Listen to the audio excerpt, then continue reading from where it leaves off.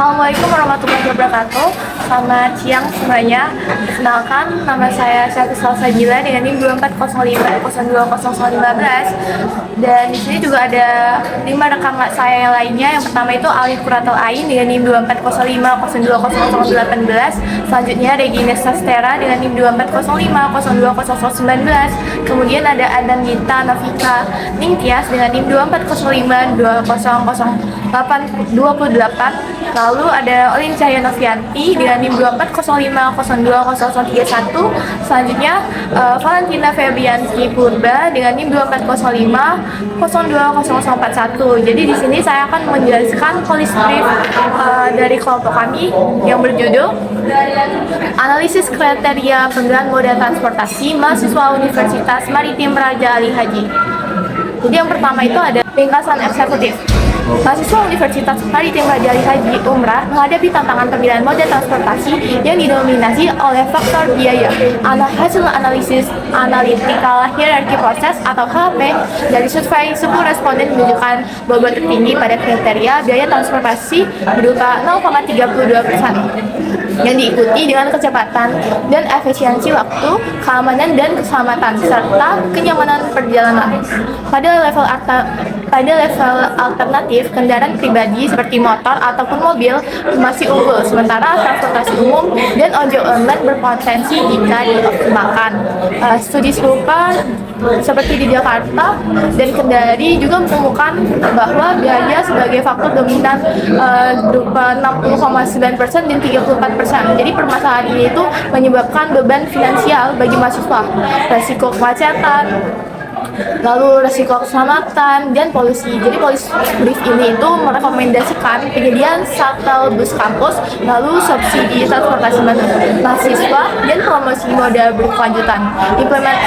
Implementasi ini diharapkan mengurangi biaya hingga 20-30% serta mendukung program BIN Kampus Unpad, yaitu masuk pada pendahuluan. Jadi Universitas Maritim Raja Ali Haji sebagai perguruan tinggi negeri di Kepulauan Riau melayani mahasiswa dari berbagai daerah dengan jarak tempuh mayoritas 5-20 km dan sebagian besarnya itu tinggal di kos-kosan. Jadi survei AHP yang dilakukan menunjukkan ketergantungan tinggi pada kendaraan pribadi dan ojek online akibat keterbatasan layanan transportasi umum yang sesuai jadwal sedia. Data primer berasal dari survei. Jadi data primer ini berasal dari survei kuesioner berbasis AHP terhadap 10 responden mahasiswa berbagai prodi seperti teknik informatika, manajemen, ilmu administrasi negara, dan juga sosiologi. Rata-rata mereka itu dari semester 2 dan juga semester 4. Analisis ini didukung oleh observasi kondisi lalu lintas sekitar kampus serta data sekunder dari studi berupa di Indonesia. Penelitian di Jakarta dengan 119 mahasiswa menggunakan AHP menemukan 64,2% mahasiswa memilih kendaraan pribadi dengan biaya sebagai kriteria paling berpengaruh berupa 60,9%. Sementara di Kendari dengan 80 responden juga menempatkan biaya di urutan pertama berupa 34%. Jadi temuan ini itu sejalan dengan data Umrah di mana biaya menjadi prioritas utama. Lalu dampak permasalahan ini meliputi beban pengeluaran transportasi yang tinggi, penurunan konsentrasi belajar, resiko kelelahan, serta kontribusi emisi karbon dari kendaraan pribadi.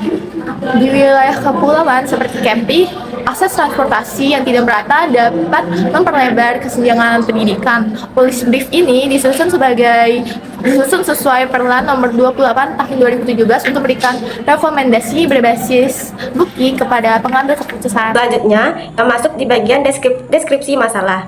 Untuk saat ini, belum terdapat kebijakan terintegrasi dari Umrah maupun pemerintah Kota Tanjung Pinang yang secara khusus menyediakan transportasi yang terjangkau bagi mahasiswa.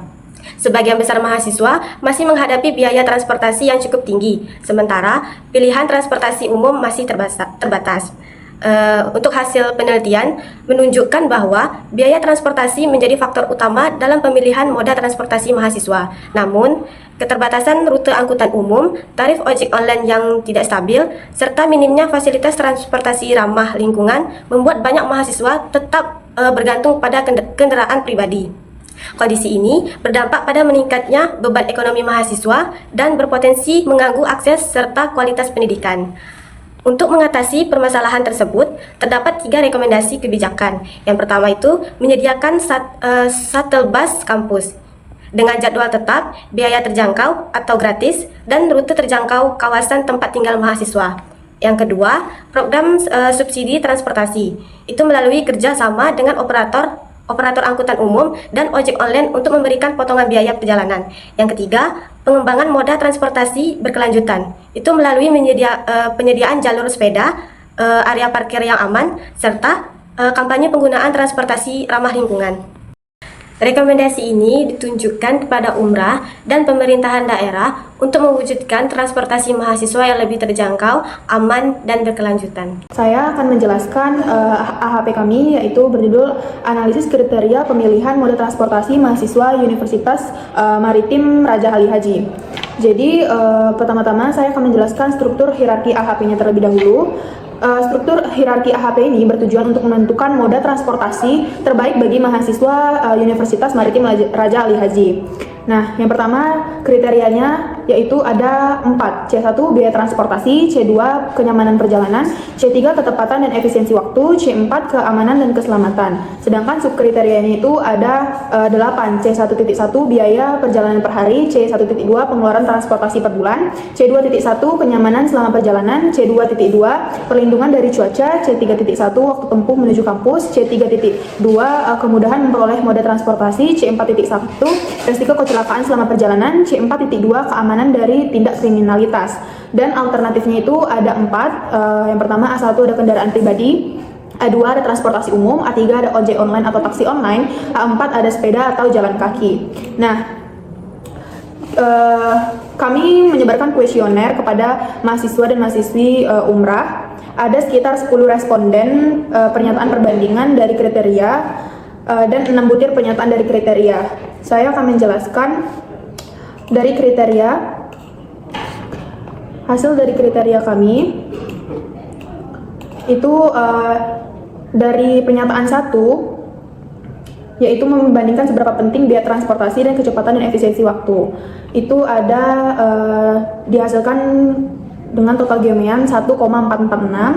Pernyataan kedua itu ada membandingkan seberapa penting biaya transportasi dibandingkan dengan keamanan dan keselamatan, itu hasilnya ada sekitar 1,446. Pernyataan ketiga membandingkan seberapa penting biaya transportasi dibandingkan dengan kenyamanan perjalanan, hasilnya yaitu 1,729. Pernyataan keempat itu membandingkan seberapa penting kecepatan, efisiensi waktu dan keamanan dan keselamatan, itu hasilnya 1,3492.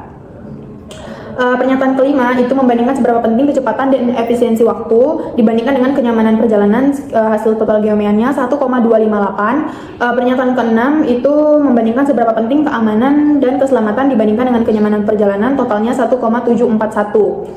Lalu kita masuk ke dalam normalisasi matriks.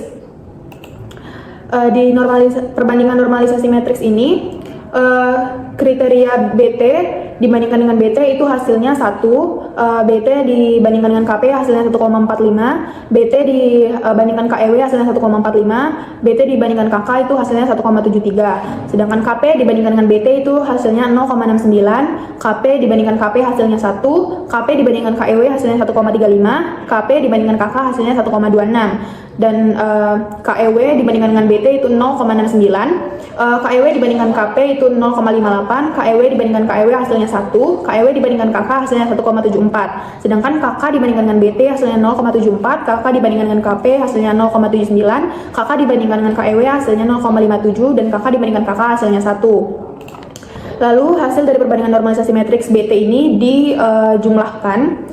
Hasilnya sekitar 3,124, sedangkan KP itu ada 3,818, KEW 4,369, sedangkan KK 5,729. Lalu kita masuk ke dalam normalisasi matriks. Nah, normalisasi matriks BT ini perbandingan normalisasi matriks dari hasil 1 itu dibagi dengan hasil dari BT tersebut. Hasil BT pertama itu 0,320, hasil KP itu 0,221, hasil KEW itu 0,221 juga, hasil KK itu 0,237. Nah, sedangkan KP sama juga dibagi hasilnya dapat 0,378, yang kedua 0,26, yang ketiga 0,151, yang keempat itu 0,208. Sedangkan KEW hasilnya 0,330, yang kedua 0,308, yang ketiga 0,228, yang keempat itu 0,131. Nah, sedangkan KK itu 0,301, yang kedua 0,219, yang ketiga 0,303, yang keempat 0,174. Jadi hasil dari KK ini dihasilkan mendapatkan 1,729. Lalu kita masuk ke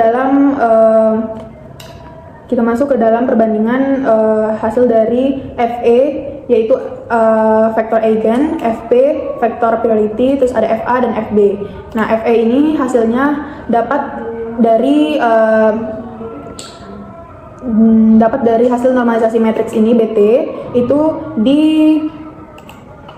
dibagi dengan hasil dari KK. Hasilnya 1,60. Jadi itu sama juga, dibagi juga hasil FE yang kedua itu 1,007, yang ketiga 0,728, yang keempat itu 1,359. Lalu kita hasilkan FP. Hasil dari BT ini dibagi dengan 4. 4 ini merupakan kriterianya ada 4. Jadi dibagi FP hasilnya 0,080, yang kedua 0,055, yang ketiga 0,55 juga, yang keempat itu 0,059. Lalu lanjut ke FA. FA ini dihasilkan dari hasil dari BT perbandingan normalisasi matriks dikali dengan FP. Dikali dengan FP, hasilnya yang pertama itu 0,25, yang kedua itu 0,211, yang ketiga 0,241, yang keempat itu 0,339. Lalu kita masuk ke dalam FB. FB ini hasilnya FA itu dibagi dengan FP. FA dibagi dengan FP, lalu dapat hasilnya FB yaitu 3,124, yang kedua itu 3,818, yang ketiga itu 4,369, yang keempat itu 5,729. Lalu kita hasilkan dari FB ini hasilnya itu 17,042. Selanjutnya kita cari hasil Qmax. Qmax ini adalah nilai lambat maksimumnya, yaitu dapat dari hasil dari FB ini dibagi dengan kriterianya 4. Jadi hasilnya itu 4,260. Lalu C1-nya itu kita dapat 0,086. Lalu CR-nya kita dapat 0,096. Jadi karena nilai CR-nya 0,965 ini, maka perhitungan matriks perbandingan kriteria dinyatakan konsisten. Masuk pada subkriteria. Nah, pada tahap subkriteria, data dari 10 responden yang telah kami dapat terlebih dahulu diolah menggunakan metode Geomean untuk memperoleh satu nilai yang mewakili seluruh penilaian responden. Nah, selanjutnya nilai tersebut disusun ke dalam matriks perbandingan berpasangan dan juga normalisasi untuk mendapatkan bobot prioritas masing-masing subkriteria. Nah, berdasarkan hasil perhitungan AHP yang telah kelompok saya lakukan, subkriteria yang memiliki bobot tertinggi ialah biaya perjalanan per hari dengan nilai 0,1695 atau 16,95%. Nah, ini itu menunjukkan bahwa biaya transportasi yang dikeluarkan mahasiswa setiap hari menjadi pertimbangan utama dalam memilih moda transportasi. Selain itu, ada waktu tempuh menuju kampus dan risiko kecelakaan selama perjalanan yang memiliki bobot cukup tinggi juga, yaitu masing-masing sebesar 0,1417 atau 14,17%. Nah, hasil itu menunjukkan bahwa mahasiswa tidak hanya mempertimbangkan biaya, tetapi juga efisiensi perjalanan dan aspek keselamatan. Selanjutnya, subkriteria perlindungan dari cuaca atau PDC memiliki bobot sebesar 13,61, diikuti pengeluaran transportasi per bulan atau PTPB sebesar 10,92, keamanan dari tindak kriminalitas atau KDTK sebesar 10,81, kenyamanan selama perjalanan atau KSP sebesar 9,86, dan kemudahan memperoleh moda transportasi atau KMMT sebesar 9,51. Setelah proses pembobotan selesai, dilakukan uji konsistensi untuk memastikan bahwa penilaian responden dapat dipercaya.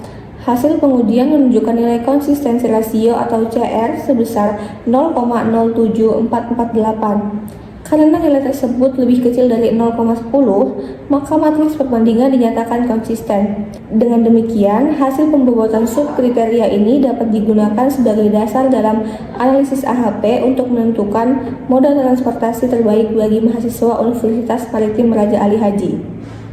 Pada penelitian ini terdapat 4 alternatif, yaitu KP kendaraan pribadi, TO transportasi umum, OTO ojek online, SPJK sepeda atau jalan kaki. Nah, tabel yang pertama itu ditampilkan hasil penilaian dari 10 responden terhadap perbandingan antar alternatif. Karena pada penelitian ini terdapat 4 alternatif, maka jumlah pasangan yang dibandingkan adalah 6 pasangan, sehingga muncul kolom P1 sampai P6. Setiap responden memberikan nilai menggunakan skala perbandingan AHP. Misalnya pada responden pertama nilai P1 adalah 2, artinya responden menilai alternatif pertama sedikit lebih penting dibanding alternatif yang dibandingkan dengannya. Sedangkan nilai 1 menunjukkan bahwa kedua alternatif dianggap memiliki tingkat kepentingan yang sama. Setelah seluruh responden memberikan penilaian, data tersebut tidak langsung digunakan, tetapi terlebih dahulu dihitung menggunakan geometric mean atau geomean. Geomean digunakan karena penelitian ini melibatkan lebih dari 1 responden. Tujuannya itu untuk menggabungkan seluruh penilaian responden menilai satu nilai perwakilan pada setiap pasangan perbandingannya. Sebagai contoh, pada kolom P1 terdapat nilai dari 10 responden, yaitu 2, 1, 1, 2, 1, 2, 1, 1, 1, dan 2. Seluruh nilai tersebut dikalikan terlebih dahulu, kemudian hasilnya diakarkan sebanyak jumlah responden, yaitu akar ke-10.